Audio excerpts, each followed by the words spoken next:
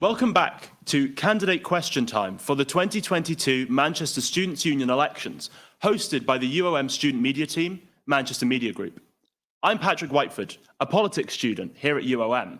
From today until the 2nd of March, MMG will be running candidate hustings for the 8 full-time executive officer roles. Earlier today, we heard from the candidates for Union Affairs Officer and the Biology, Medicine and Health Officer role. But now it's time for the final candidate question time of the day, with the City and Community Officer candidates. The executive officers are the top tier of the union's student roles. They are full-time paid jobs, £20,403 a year to represent the students and influence their experience throughout the university and wider city. These live streams are a chance for you to meet the candidates for each role and hear them answer questions on topics suggested by Manchester students. This role helps students engage with their local community and wider city during their time in Manchester. From local councillors to the Mayor of Greater Manchester, this officer will collaboratively work with the city to advocate for students. Let's meet our candidates. We have Fritha Heaven, Miranda Stocker, and Tesneem Safrao. To start things off, each candidate will have 1 minute to give an introductory speech about themselves and their manifestos. When their time is up, I will raise my hand to indicate that they should finish their sentence. Thank you very much. Fritha, would you like to go ahead? Yeah, hello everyone. Oh, is this on? Can't tell. Yeah, hi, I'm Fritha. I'm running for the City and Community. I'm the current Welfare and Community Officer and also was a really big student activist as my time as undergrad. I've been involved with big campaigns such as the Fossil Free campaign, getting the university to divest from fossil fuel industries, and also the rent strike, winning about 30% rent rebate for semester 1 last year. Going forward, next year, I'm hoping to be re-elected to work on things like student safety across the campus and also citywide, things like continuing with the anti-spiking partnership. Also, I'm really big on environmental sustainability, and I really want students to be able to become included in what the university is doing to make the campus as green as possible. And also, I want to make sure that the university as a whole can become an ethical community and as inclusive as possible. So things like continuing the divestment campaign to include things like the arms trade and companies that don't treat their workers as fairly, to make sure that what we're doing on campus matches up with our wider ethos as a community. Thank you very much, Fritha. Next we'll have Miranda. Hello, I'm Miranda. I'm a final year psychology student, and I have 3 main policies as part of my manifesto. So firstly, I want to create a safer Manchester. So that's, working on reducing those numbers of spikings by increasing training in bars across Manchester, helping spot it, because it's no longer just drinks that are being spiked, it's injections too. So, covers for drinks are becoming irrelevant, really. I also want to increase the number of part-time jobs in Manchester that are paid at a living wage, or help students to find them at least. I'm very fortunate that I work for a company that pays me at a living wage, and it means I don't have to overwork myself or work too many hours and stress myself out with that. Finally, I would like to continually improve the environmental capabilities of the student union, starting with the Freshers' Fair and integrating more local companies into the Freshers' Fair and reducing flyers and waste. Yeah. Thank you very much, Miranda. And finally, we have Tesneem. Thank you. Hi everyone, my name is Tesneem. I'm a French-Tunisian student in modern languages and business. This is my final year, and just like all of us, I'm a part of the student body, but I'm also part of the wider community, the local Mancunian one, and also the global community. When I arrived here, I was mind blown by how active the campus community, the student body is at the University of Manchester. And oftentimes it felt like campus was a city by itself. So the city of Manchester is such a diverse, rich city full of history, full of culture, full of opportunities and diversity. And we have 2 amazing things living and cohabiting next to each other, the city itself and the student body. So I'm applying to the position of City and Community Officer because I am passionate about building bridges between the student body and its wonderful city. As students, we will be tomorrow's decision makers. So that's what I want to do as an officer. Thank you very much, Tasneem. Okay, it's time for our first question. These are based on the topics submitted by the student body. Each candidate will have 1 minute to answer, after which I will raise my hand again to indicate that it is time to wrap up. The first question is, many students are only here in the city for a short time while they study. How do you plan to help them engage with Manchester and the community here? Thank you. Miranda, would you like to go first? So I think all of my policies kind of base around this. So finding part-time work, you can like working for local businesses, and like I work in a local cafe and I love that, and it means I get to meet people who are, I work in, like there are no students in that cafe, or very rarely, unless I've got my friends in, but they it's a chance to meet local people who are in a different stage of life to me, and integrating into that, as well as that, for the Freshers' Fair, I really want, instead of having these massive corporate companies come in and getting a lot of free pizza, which is great, but I'd love that to be a chance for students to learn about the local communities, because I think for me it took me a good year and a half to find those local businesses and like actually really love Manchester and get outside of those big chains. So yeah, I think changing the way that Freshers' Fair works, and introducing people early on to those businesses. Yeah. Thank you very much, Miranda. Next we have Tasneem. Sorry, Tasneem.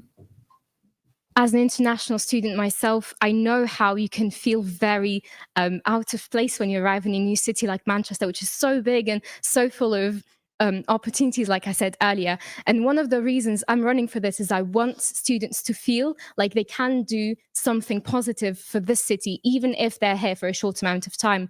I want to give them and make sure they have the opportunity to just engage with the city, whether that's by facilitating volunteering with local marginalized communities, like, for example, homelessness in Manchester. There is groups that works on solving this issue, even amongst the university. But I want to increase that outreach and continue kind of publicizing the fact that every student here has the opportunity to do something about this. I want people to feel like they have the right and duty to be part of the society of Manchester in general. Thank you very much, Tasneem. And finally, Fritha. Thank you. I'd say I really want to build on the things that we already have that help connect students to the wider community, and like really advertise those to students, and also make sure that the community and the people who live here in Manchester anyway are aware of what students are contributing to this wider Greater Manchester community. I know like the Mayor, Andy Burnham, is working on something with employability, making sure students have better access to jobs, building up the volunteering hub and making those opportunities more known, and also making more of the halls rep system we have here. So when students first come to the university and they're staying in the university's accommodation, there are networks between their first homes here in the city and the communities in the areas that those halls are in. So they, from day one being in Manchester, they can really get involved in the volunteering schemes or just general activities and events that are going on across Greater Manchester. Thank you very much, Fritha. In this role, you'll be working not only with university staff, but also local councils. What projects are you excited to collaborate on with local councils on? And are there any local councils you're particularly excited to work with? For instance, Andy Burnham, Sasha Lord, or Afzal Khan? Thank you. First of all, we will have Fritha speaking. Sorry. Go ahead. So one of the big ones that we've had over this year, and I really want to push for next year as well, is over anti-spiking, and using the anti-spiking partnership that's already been created with Andy Burnham and Sasha Lord, really pushing that forward and making the most of something that we have a foundation for it. We just need to see action actually being taken and pushed into as many clubs and bars as possible, and also building around not just nightlife, but life in Manchester in general. Things like safer transport as well, safety around the campus as well as the wider community. And then also really want to look at housing. I think that's a big issue. We know student housing is generally not the best. It can be poor quality, not as affordable. And I think there are a lot of things happening in the council to do with like the better landlord scheme. And we really need to push for student voice and input to be incorporated into that. Otherwise, we will just get forgotten about. Thank you very much, Fritha. Tasneem. In last November, students helped organize a protest for called Stand for Uyghurs, the Uyghurs being a minority which is persecuted in Eastern China.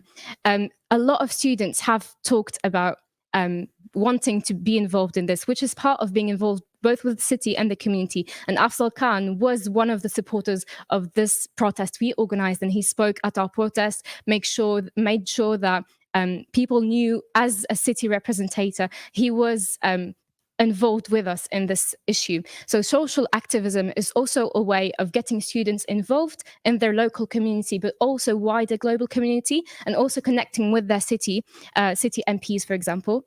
So that is definitely someone I'm really looking forward to work with in the future. Fantastic. Thank you, Tasneem. And finally, Miranda. Thank you. Similar to Fritha, like the anti-spiking campaign is something I'm really passionate about. I think every woman I know has a story about getting spiked, being with someone who is spiked. And whilst it's absolutely not an issue that exclusively affects women, it is, they are largely who are affected by it, but that's not to say it's only to focus on women at all. And it's nice to see. So, for example, at Hidden, the nightclub in Manchester, they have a designated person every night walking around watching out for people spiking people. And that's the kind of action I really have appreciated seeing. And I know from experience, like going to Hidden, it feels like a really safe space. And there's other places that, I just won't get a drink there because it's not worth it. And that just becomes, not effective for the business because they're not making money from drinks. And, it's part of a night that we're missing out on. I was lucky enough to speak at an event last year. I'm sorry. Miranda. No worries. Thank you very much. Thank you. We'll move on to the next question now. With energy costs significantly rising due to the fuel cap and the situation in Russia, as well as housing and rent prices rising in the city, and the cost of living in the UK as a whole rising, this is likely to disproportionately affect students. As the representative for students to local government, how will you lobby for students on these current issues? And I'd like to ask Fritha to go first. Yeah, I really think this is something the university needs to take a lot more responsibility for. I really believe education is a right, and that doesn't just mean we provide institutions and we say in theory that everyone can attend. It's about making sure that people actually have financial means and logistical means to come to whatever institution they choose and learn and study the things that they want to while they're here. So I really think pressure needs to be put onto the university to actually provide better grants and funding and support for students that will be most impacted by these changes. And then also working with the local authorities, people like Bev Craig, the new leader of the City Council, on things like how do we make sure students are heard and supported when things like the energy costs do go up, and when the government introduces schemes to help people through that, students are included in that, and it's not just we're forgotten about because we don't pay council tax most of the time. But yeah. Fantastic. Thank you very much, Fritha. Miranda, could you go next, please? Thank you. So I was lucky enough to speak at an event with Andy Burnham a few months ago in collaboration with the Living Wage Foundation. And it kind of being there and hearing lots of people talking about how much being paid the living wage positively impacts their life has made me realize how much actually those jobs are critical to students living, comfortable lives. And, most of my friends have to have a part-time job to get through university. The student loan is not necessarily always enough, or, and that's fine. Part-time work is great. And I love that I have jobs. And yeah, I think, working to create more part-time jobs, but also working with the university to make sure that the grants available are publicized more. Because, for example, last year I was eligible for a grant that I didn't really know about until someone was like, "Oh, I'm in a similar situation to you," and I got that, and I just wouldn't have applied for it otherwise. And I was fortunate enough to get that grant, and I could that really, really helped me out. So yeah. Thank you very much, Miranda. And finally, Tasneem, thank you. A lot of students are not aware of the impact they can have on decision-making that happens at the university that impact them directly about a lot, for example, financial issues. So one first step that could be taken is definitely kind of giving students the tools to actually act towards change and lobby towards change with the University of Manchester. For example, we've seen that striking does work in so many cases, and it shows that how much solidarity there is in the student body. So that's really important to just show, look, this kind of succeed in the past, you can still make this succeed in the future. And also definitely outreach and making kind of publicizing the fact that it's okay to struggle. We all struggle, and you can reach out for help, because there is a lot of taboo and shame about financial kind of crisis and situation, especially amongst the student body. Thank you very much, Tasneem. We'll now move on to the fourth question. Following the End Spiking Now protest before Christmas and the Reclaim the Night March coming up on March 22nd, what are you going to do to continue the current student union executives' work on spiking and student safety? Thank you very much. We will start with Miranda. Thank you. Well, like I've spoken about spiking quite a lot, something I'm very passionate about. And I think just like, I think it's also increasing, like, I think from experience, like often I know people who have been spiked and they won't get taken seriously, and like by people at bars and clubs who will say, you know, like, you're just drunk, go home. And we need to change that attitude. And whilst I agree that, like, you know, it can be hard to tell sometimes. And, you know, I know people who can't, you know, it's not always obvious themselves. But I think changing that attitude and that perspective and taking people more seriously, having drug testing kits available more. I know, like, you can get tested for these drugs, these spiking drugs, and making that more readily available. And yeah, making people feel safe. You know, making transport home if they're stuck, like, you know, if they're in a state, like making sure they get home safe, increasing public transport availability on like prime nights. Thank you very much, Miranda. Thank you. Next, we'll move on to Tasneem. In these situations, it's really hard because we still have a lot of culture about making the victim guilty of what they are victim of. And so I've seen a lot around campus in December, especially a lot of posters, especially in bathrooms and just random places. And it just made me feel so happy to see that posters just saying, we believe you. You are a victim, you can contact this number and we can help you out. So this is already a big part of kind of taking care of these issues that are so hard to tackle. So first of all, just campaigning for people to believe victims, because victims are not to blame in these types of situations. And definitely as well, increase outreach, increase kind of like, you know, resources about where and how to get help, and maybe also lift the taboo about this type of situations. Thank you very much, Tasneem. And finally, Fritha. Yeah, I agree with everything that's already been said. And it's really important to have actions and knowledge about what to do at every point in the stage of like the possibility of someone facing spiking or anything similar. So like before it happens, we need education about how to identify if things are going wrong, like making sure people are not making the decision to go out and spike people in the first place, and that it's not an okay thing to do. Awareness about what to do if you're out with someone and you're in the moment and your friend has been spiked, and make sure staff and people where you are around of how to correctly deal with that situation. And then also afterwards, making sure that we recognize how to support someone in the aftermath of that person being spiked, and continuing support, not just in getting sort of, you know, justice for what has happened to them, but also making sure that they feel safe going out again, and reminding them that they still deserve to feel accepted and have a good time in Manchester. Thank you very much, Fritha. Thank you very much for your answers. We'll now give you a chance to do a quick closing statement. If there's anything you haven't had a chance to say yet, now is your chance to talk about that. Thank you very much. And we will start with Tasneem. Us students, we will be tomorrow's decision makers, and our opinions have an impact not only on our local community, but also, and I know this sounds cheesy, but on the future of this world. So I'm running for City and Community Officer because I just want everyone to have that opportunity to help carry out a positive change. If you want to be an active member of Builders of Tomorrow's Society, please vote for me. Thank you very much. We'll next have Fritha. I feel like we haven't had much of an opportunity to talk about housing. So That is something else that I really want to focus on in the next year if possible. I really want to build up a Manchester Student Tenants Union, which I think will really bring together sort of information and also activism around pushing for better maintenance, affordability, accessibility of student housing.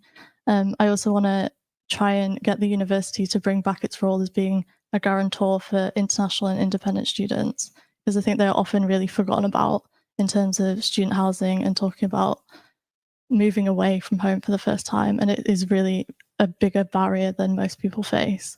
And I also want to work with Manchester Student Homes to bring in specific accreditation badges for specific groups of students who maybe can't live in the traditional student homes, and make that an easier process for them to find a safe and affordable place to live. Fantastic. Thank you very much, Fritha. And finally, Miranda. I think what I want people to know about me is that I'm like very average and very normal, and like I'm a very normal student. And I get 2-1s, don't get firsts all the time, much at all. And I turn up to lectures hungover, and sometimes I don't turn up. And I want people to think that I want people to know that they can like come to me and that I am approachable.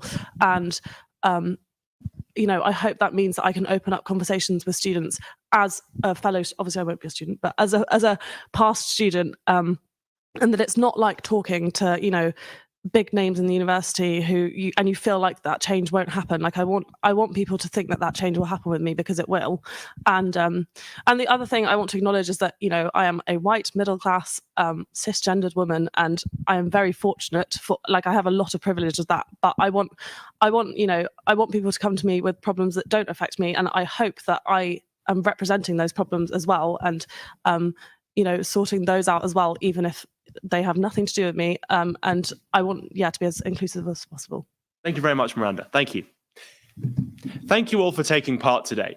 You can find the full manifestos of the candidates at manchesterstudentsunion.com or Lead MCR. We'll be back live tomorrow with the candidate question time for Wellbeing and Liberation, Officer, Science and Engineering Officer, and Research Officer. Voting opens at midday on Monday, 7th March for Executive Officer elections and Associate Chair elections, with results announced live on March 11th. Don't miss the chance to have your say. Thank you very much.